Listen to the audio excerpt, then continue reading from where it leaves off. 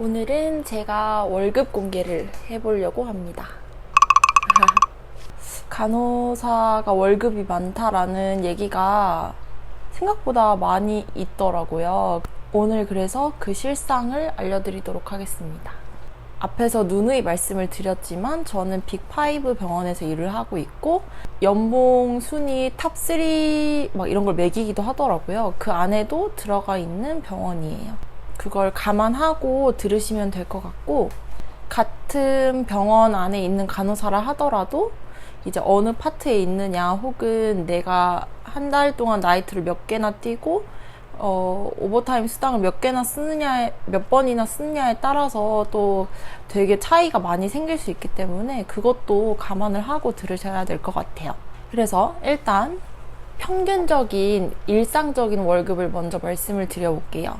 일단 세전은 보통 300 극후반대에서 400대 초반까지 정도로 받는 것 같고, 뭐 세금 떼이고 뭐 보험료 떼이고 뭐 기타 공제 같은 게 되고 나면은 내 통장에 바로 꽂히는 게 300, 한 4, 50 정도 들어오는 것 같아요.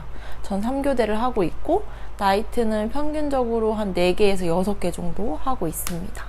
그리고 이제 가장 월급쟁이 간호사가 기쁜 달, 스페셜한 달에 대해서 얘기를 해보면, 먼저 설날, 추석 이렇게 명절이 있고요. 그리고 여름에 체력 단련비라는 게 나와요. 그거랑 세 번째가 정확한 이 보너스의 의미는 잘 모르겠는데, 노동연합이랑 병원 측이랑 원만한 합의를 이루었다는 뜻으로 주는 거라고 대충 알고 있거든요. 이게 또 들어오는 달이 한 8, 9월, 10월쯤에 있고요.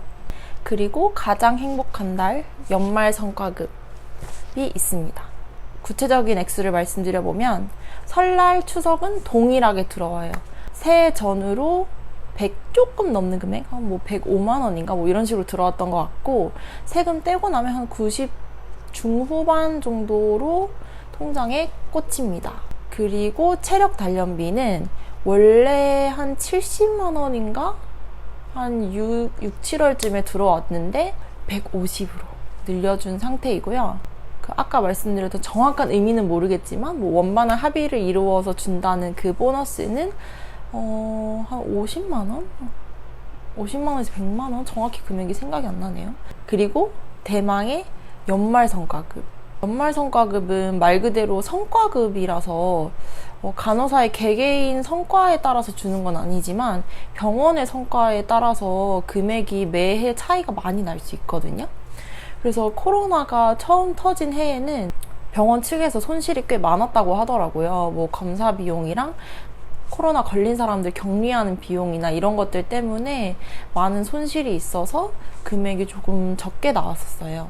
친구들하고 다 평균을 내봤을 때 한 600 정도 언저리에서 나왔던 것 같아요. 그리고 작년 같은 경우에는 코로나가 좀 안정기에 접어들기도 했고 병원 흑자 뭐 1위 뭐 그런 걸 했다고 하더라고요. 그래서 병원 측에서도 실적을 많이 낸 해여서 성과급도 조금 두둑히 챙겨줬습니다. 그래서 새해 전으로 천이 찍혔고요. 그리고 세금 다 떼고 나서 한 800 정도 꽂혔습니다.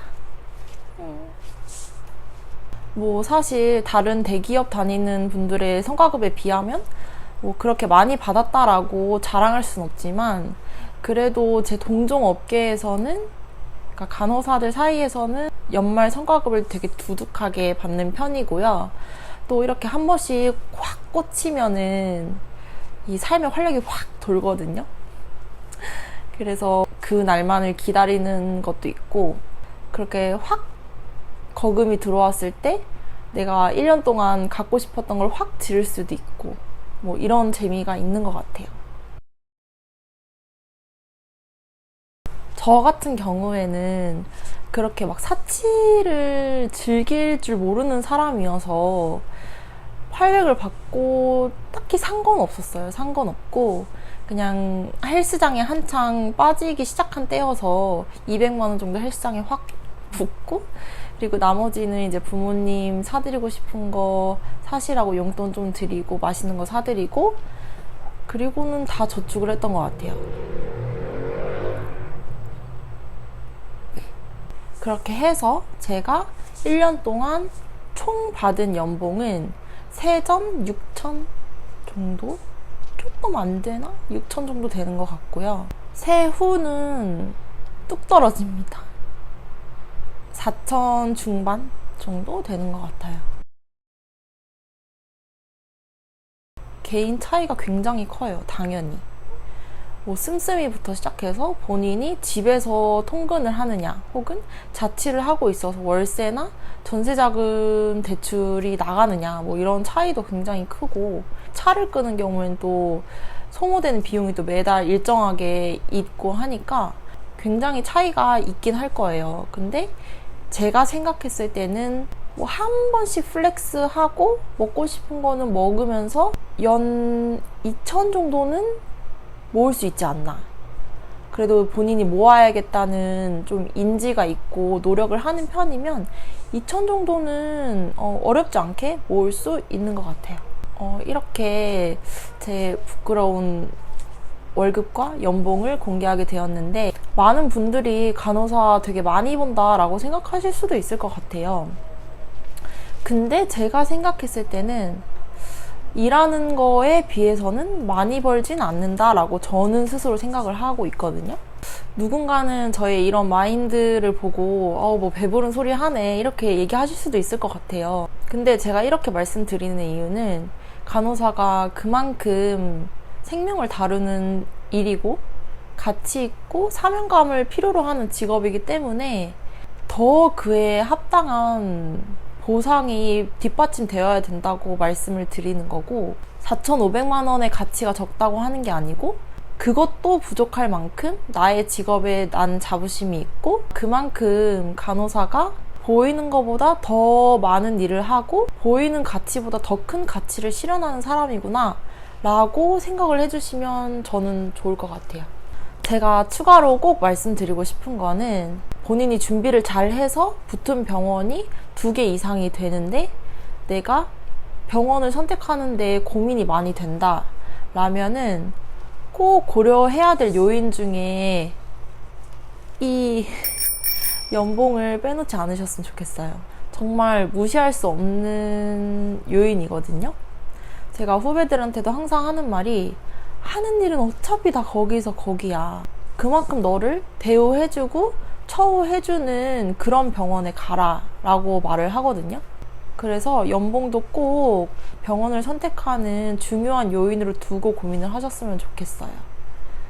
댓글이 요새 조금씩 달리고 있어요. 그래서 시청하시는 분들이 어떤 정보를 원하시는지 조금 이제 감이 잡히고 있거든요. 그래서 또 뭐 궁금하신 것들 있으면은 좀 적극적으로 부담 없이 막 달아주시면 제가 다음 영상을 제작하는데 적극적으로 반영을 해보도록 하겠습니다. 그럼 안녕.